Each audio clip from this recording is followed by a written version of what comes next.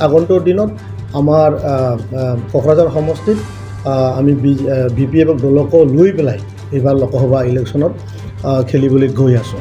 যে হাগ্ৰামা ডাঙৰীয়াৰ actually mental illness এটা বেমাৰ চলি আছে আৰু বহুত সময়ত মই কৈছিলোঁ তেখেতক তেজপুৰত যাব লাগে, তাত ট্ৰিটমেণ্ট ল'ব লাগে।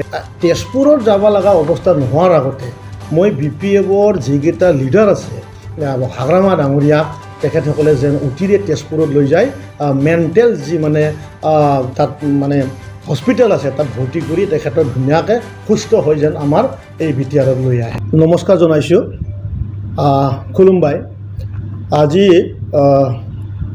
মই BTRৰ ৰাইজলৈ এটা বাৰ্তা দিবলৈ ওলাইছোঁ।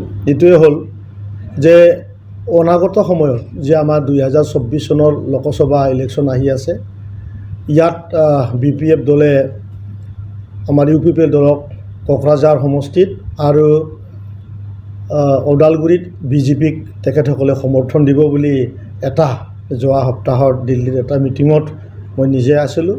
ইয়াত অলমষ্ট চব ফাইনেল হৈ গ'ল। সেইটো আমাৰ কাৰণে খুব ভাল খবৰ। আৰু হাগ্ৰামা ডাঙৰীয়াই এটা কথা ইয়াত স্বাৰ্থ এটা ৰাখিছিলে।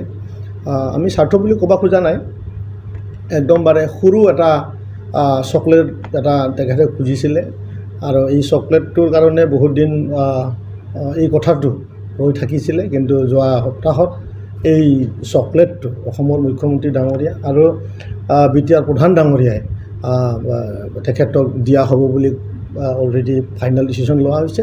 গতিকে আগন্তুক দিনত আমাৰ কোকৰাঝাৰ সমষ্টিত আমি BPF দলক লৈ পেলাই এইবাৰ লোকসভা ইলেকশ্যনত খেলিবলৈ গৈ আছোঁ। আৰু এইখিনিতে মই এটা কথা ক'ব খুজিছোঁ যে এইকেইদিন হাগ্ৰামা মহিলাৰী ডাঙৰীয়াই যি ধৰণৰে আমাৰ BTR প্ৰধান ডাঙৰীয়াক দিশা অপপ্ৰচাৰ বা আবুল তাবুল যি ধৰণৰ কথা কৈ আছে, সেইটো খুব বেয়া পৰিৱেশ সৃষ্টি তেখেতে কৰিছে। আনফালেদি মুছলমান সমাজক যি ধৰণৰে তেখেতে ব্যৱহাৰ কৰি আহিছিলে যোৱা বিগত সময়বিলাকত, লাপিকুলক হত্যা হোৱাৰ পিছত নৰসিংবাৰীৰ ঘটনা আটাইবিলাকত তেখেতৰ শাসনকালতে চলি আছিলে। আৰু আমি জানো লাফিকুল ডাঙৰীয়াক হত্যা কৰা দুজন ল'ৰা, তেওঁৰ নাম অলৰেডি CBI ডিক্লেয়াৰ কৰিছে। তেখেতসকলৰ মূৰৰ দাম 2 লাখ টকাকৈ অলৰেডি ঘোষণা কৰিছে। এই ল'ৰাবিলাকে কোকৰাঝাৰ BPFৰ ইউথ অফিচত তেখেতসকল তাতে থকা আছিলে। আৰু সেই সময়ত তেখেতসকলে কাৰ কামৰ কাম কৰিছিলে আমি এইবিলাক আটাইবিলাক ক'বলৈ খোজা নাই। আমি জানো, আমি আৰু দুনাই আৰু এই জীৱন বা এই তেনেধৰণৰ ৰাজনীতিকটো আৰু বিচৰা নাই। কাৰণ লোকসভা একদম ওচৰত আছে। তেখেত যিহেতু UPL দলক সমৰ্থন কৰিব, এই সময়ত আৰু আমাৰ BTR প্ৰধান ডাঙৰীয়া মিছা কথা কৈ ৰাইজৰ আগত বিশৃংখলা পৰিৱেশ কৰাটো আমাৰ ভাল লগা নাই। গতিকে তেলে মই অনুৰোধ কৰিছোঁ, বহুতো মই ক'ব খোজা নাই, তেলে মই অনুৰোধ কৰিছোঁ যেন এইবিলাক কথা বাৰ্তাবিলাক বন্ধ কৰে। আৰু মুছলমান সমাজে সদায় আমাৰ হৈ কাম কৰি আহি আছে। আমাৰ এই BTR অঞ্চলত তেখেতসকলৰ বহুত যোগদান আছে। BTRৰ য'ত নেকি ছেকেণ্ড লাৰ্জেষ্ট জাতি বুলি ক'লে তেখেতসকলে আছে। আৰু আমি সদায় তেখেতসকলক আগৰ চৰকাৰবিলাকে বঞ্চিত কৰি থকা নিচিনা আমাৰ অনুভৱ হয়। কিন্তু আজি BTR প্ৰধানে সকলোকে সমান অধিকাৰ দি পেলাই তেখেতসকলক আমি 7টা চিট তেখেতসকলক নিজৰ প্ৰতিনিধি কৰাৰ কাৰণে, সমষ্টি ঠিক কৰি লোৱাৰ কাৰণে দিয়া হৈছিলে। কিন্তু মুছলমানৰ কেইটামান দালাল যোনে নিজকে ঠিকা লোৱা বুলি, জাতিকে ঠিকা লোৱা বুলি ভাবি পেলাই নিজকে শিক্ষিত বুলি কৈ পেলাই বহু মানুহ আছে মুছলমানৰ, সেই ব্যক্তিবিলাকে মুছলমান জাতিটো ধ্বংস কৰিছে। গতিকে মই মুছলমানবিলাকক মই ক'ব খুজিছোঁ BTRৰ যে তেখেতসকলে সজাগ হোৱা সময় হ'ল। আৰু এই চাম মানুহবিলাকক চিনি পোৱা বিৰাটে দৰকাৰ হৈছে। আৰু তেখেতসকলে মই জানো ৰাইজে চিনি পায়, কিন্তু তেখেতসকলে মাৰ নামাতে। মই কৈছোঁ, মই হৃদয়ৰ পৰা কৈছোঁ যে মুছলমান সমাজে বহুত সময় বঞ্চিত হৈ আছে। গতিকে ৰাজনীতিকভাৱে সক্ষম হ'ব লাগিব। আৰু এইটোৱে সময় প্ৰমোদ বড়ো ডাঙৰীয়াৰ লগত থাকি পেলাই একেলগে যাতে আমি উন্নয়ন ফালে আগবাঢ়িব পাৰোঁ, সকলোৰে সমান অধিকাৰটো যাতে আমি ল'ব পাৰোঁ, তাৰ মই আশা কৰিছোঁ। আৰু বহু সময় মই কৈ আহিছিলোঁ যে হাগ্ৰামা ডাঙৰীয়াৰ একচুৱেলি মেণ্টেল ইলনেছ এটা বেমাৰ চলি আছে। আৰু বহুত সময়ত মই কৈছিলোঁ তেখেতক তেজপুৰত যাব লাগে, তাত ট্ৰিটমেণ্ট ল'ব লাগে, কিন্তু দৰাচলতে তেখেতে কিন্তু যোৱাটো আমি গম নাপালোঁ, হয়তো তেখেতে যোৱা নাই। আৰু তেখেতৰ যি এটা বেমাৰ, ইয়াৰ যোনটো বেমাৰৰ যোনটো নাম মই যোৱাকালি ডক্টৰৰ লগত কথা পাতি পেলাই গম পালোঁ, সেই বেমাৰৰ নামটো হ'ল ডিমেণ্টিচিয়া বুলি কয়। আৰু এই ডিমেণ্টিচিয়া যেতিয়া বেমাৰটো ব্ৰেইনত যেতিয়া সেই বেমাৰটো হয়, তেনেহ'লে তাৰ চিমটমবিলাকে এনেধৰণৰ দেখুৱাই দিয়ে যে নিজৰ যি এটা ফিলিং, যি ভাৱ, এইটো আচলতে সি দৰাচলতে প্ৰেক্টিকেলতে হৈ থকা নিচিনা অনুভৱ কৰে। অৰ্থাৎ সি যদি মনত কিবা এটা ভাবিছে, এইটো মানে প্ৰেক্টিকেলত যেন মানে এইটো হৈ গ'ল, আন মানুহো যেন ইয়াৰ লগত ইনভলভমেণ্ট আছে, তেনেধৰণৰ ভাৱ হয়। এইটো বিৰাট মানে ভয়ংকৰ এটা বেমাৰ।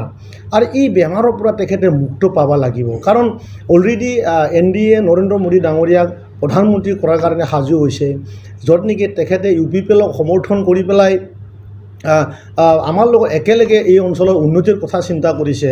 আৰু এই সময়ত তেনেধৰণৰ বেমাৰে কিন্তু আমাক আগন্তুক দিনত কিন্তু অলপ অসুবিধা আনিব। তো ইয়াৰ কাৰণে চিকিৎসা বহুত এভেইলেবল আছে, ডক্টৰ এভেইলেবল আছে, গুৱাহাটীত আছে।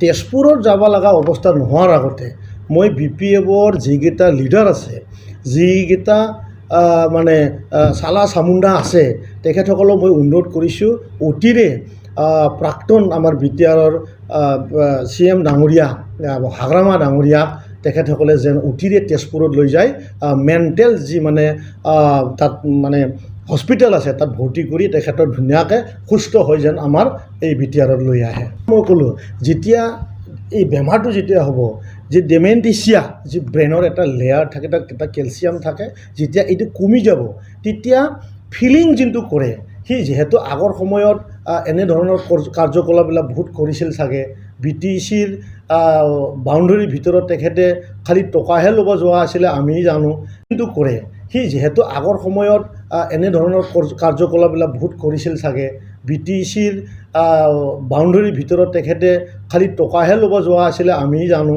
সেই সময়ত হয়তো তেখেতে মানে গাড়ীৰ ভিতৰে লোৱা কথাবিলাক আমাৰ প্ৰমোদ বড়ো ডাঙৰীয়াক চিন্তা কৰিছিল চাগে, বা তেনেধৰণৰ ভাৱ আহিছিল চাগে। আৰু এই ভাৱটো অলৰেডি তেখেতৰ তাৰ ব্ৰেইনৰ বেমাৰ আছে, যিহেতু যোনটো বেমাৰৰ নাম বাৰ বাৰ কৈছোঁ মই, তাৰ চিমটমটো আমি অলৰেডি চিনি পাইছোঁ। এই চিমটমটো হ'লেই এই বস্তুটো হৈ আহে, যে ফিলিংটোকে তেখেতে প্ৰেক্টিকেল বুলি ভাবে। আৰু ইয়াৰ ট্ৰিটমেণ্টটো কিন্তু তেজপুৰতে আছে। ইয়াৰ আমাৰ জনসাধাৰণে বা আপোনালোকৰ মিডিয়াই তাত ট্ৰিটমেণ্ট দিব নোৱাৰে। আজিৰ দিনত হাগ্ৰামা মহিলাৰ ডাঙৰীয়াই BTRত যে কিবা এটা সুধিব পাৰা বা কিবা এটা ক'লেই কোনোবাই শুনিব লাগিব বুলি মই আজি নাভাবোঁ। কাৰণ তেখেতক বহু সময় আমি আগতো কৈ আহিছোঁ, তেখেতে আজিৰ দিনত তেনেকুৱা এটা ৰাজনীতিক লিডাৰ নহয় যে তেখেতৰ আমি নাম ল'ব লাগে। তাৰ যি মানে এক্টিভিটি, তাৰ যি কথা কোৱা ষ্টাইল, তাৰ যি ভইচ থ্ৰ' কৰা, তাৰ যি মেণ্টেল ইলনেছ যোনটো বেমাৰ চলি আছে, তেখেতেতো এতিয়া চকুৰ আলি ডাঙৰীয়াৰ লগতো বৰাবৰ নহয়। গতিকে তেখেতে কি কয় কি নকয় আমাৰ BTRৰ ৰাইজে শুনিব লগা নাই। 2019 চনৰ যি ঘটনা, তেখেতে মুছলমান সমাজক যে ধৰণৰ আগত যি মানে তেজৰ খেল খেলি অহা চৰকাৰটোৱে আৰু তেজেৰে এটা নতুন ৰূপ যাতে দেখুৱাব পাৰে, তেনেধৰণৰ কাহিনী 2019 চনতো দেখিছিলে। গতিকে যিহেতু এইটো বাস্তৱ ৰূপ নহ'ল, আজি তেখেতে অলৰেডি তেখেতৰ যি বেমাৰ, এই ডিমেণ্টিচিয়া যি বেমাৰ, তেখেতৰ এতিয়া বহুত বেছি। আমি তেখেতক এতিয়া মৰম কৰিব লাগে। তেখেতক আমি যিহেতু প্ৰাক্তন হিচাপে তেখেতক আমিও UPL দলৰে হওক বা BJPৰে হওক বা GSPৰে হওক, সকলো দলে মিলি তেখেতক তেজপুৰত নিব লাগে। ইয়াত আমি এটাই কথা ক'ম, তেখেতসকলৰ আগৰ মিনিষ্টাৰ চন্দন ব্ৰহ্ম ডাঙৰীয়াই অলৰেডি এটা ফ্ৰেকচাৰ মানে BPFত এনেও চলি আছে, এনেওতো 2-4জন মানুহ আছে, তাতো তেখেতসকলৰ কোনো এটা মিলন নাই।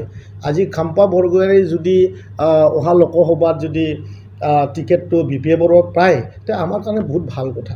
আৰু আমি সেইটোৱে বাৰ বাৰ কৈ আছোঁ যে তেখেতসকলে এইবাৰ কেণ্ডিডেট দিব নোৱাৰে।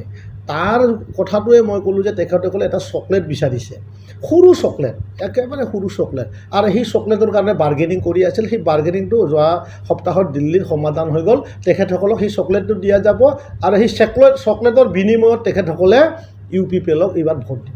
गोजोनथाव खौरां बाजाज बाइक सालायनो मोजां मोनग्राफोरनि थाखाय गोजोनथाव खौरां दावहारु अट' एजेन्सिया बाजाज बाइक सालायनो मोजां मोनग्रा रायजो राजाफोरनो होगासिनो दं इन्डिपेन्डेन्ट डेनि थाखाय ल' डाउन पेमेन्ट आरो इजि एक्सचेन्ज अफार 1 आगस्तनिफ्राय 15 आगस्तसिम होगासिनो दं क'क्राझार दावहारु अट' एजेन्सिया आरो क'क्राझार जिल्लानि सिङाव थानाय काराइगाव, दतमा आरो बडगावआवबो 3 आगस्टआव फेस्टिभ आउटलेट गोदानै बेखेवनो थांगासिनो दावहारु अट' एजेन्सि बे गोदानै बेखेवनाय ब्रान्च श'रुमआवबो ल' डाउन पेमेन्ट आरो इजि एक्सचेन्ज अफार लानो हागोन। बाइक सालायनायाव हमनो थाखाय हेलमेट बेसेन लायालासे बाइकगिरिया मोननो हागोन आरो सीट कभार्स बेनि अनगायैबो जाय फाइनान्स लागोन बिथाङा खम डाउन पेमेन्ट होनानै लानो हागोन। बायग्रा ग्राहक सुबुंफ्रा दावहारु अट' एजेन्सियाव बाजाज बाइकखौ बायनो सानोब्ला नैबे मबाइल नम्बर 8822018193 आरो 6300399187 आव थोंजों फोनांजाब खालामनो हागोन।